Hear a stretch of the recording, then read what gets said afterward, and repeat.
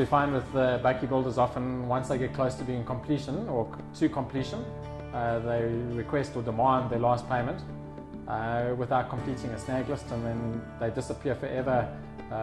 There's no maintenance period that the guys actually prepared to come back and service or deal with the client's issues and snags, and you can never get a hold of them, never find them, they never return phone calls. So we always suggest, trying to retain a small percentage as a retention for the maintenance period, which is normally 3 months, so that you've got some kind of hold over a builder.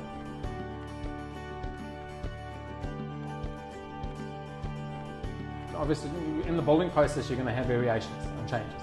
So those need to be managed, and a very accurate log or record is kept of all those changes, so that by the end of time you get to the end of the contract, you know what your total bill is.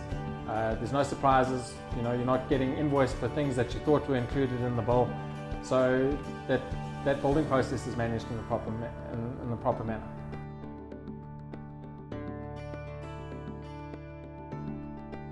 A typical example of looking at time is that when a builder comes to you and says to you he's looking at a 10-month building process, we would rather say to you budget for 12 months, because there are going to be delays, whether it be weather related or you need additional time because you've now changed the scope of works.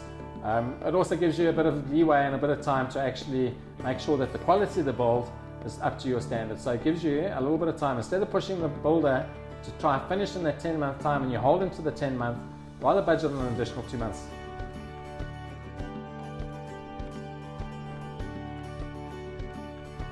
When coming to sign a quote or a contract with the client, we always recommend that you don't want something signed on the back of a cigarette box, which has got no details. You want to have VAT registered numbers if your contract is registered. It's just a case of records for you. You want legitimate copies of the letterheads. Quotes need to be presentable. You want contact details with the quote.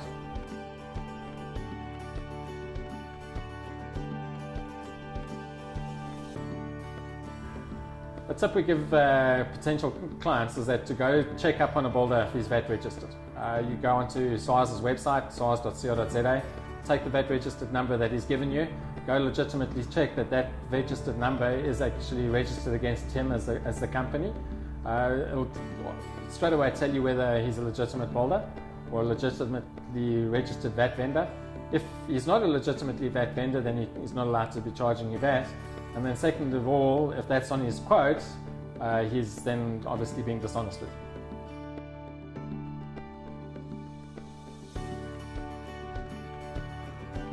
you. We say to clients, once a payment or a deposit's been paid to a builder, request a receipt from him. What it does is actually gives you a paper trail, so that you can see for your own records that he's actually acknowledged that payment's been made to him. So there's no disputes coming back to you later on that he never received payment.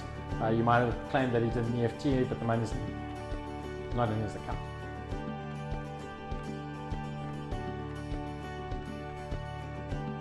What we say to people is, when you select your builder, make sure that he's reliable.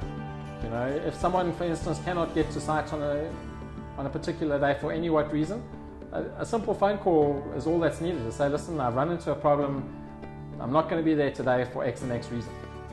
Honesty upfront goes a long way with the relationship down the line. If you've got a builder that doesn't come to site for any reason, for a particular day, doesn't phone you, you can see that you're going to have a breakdown in relationship going forward.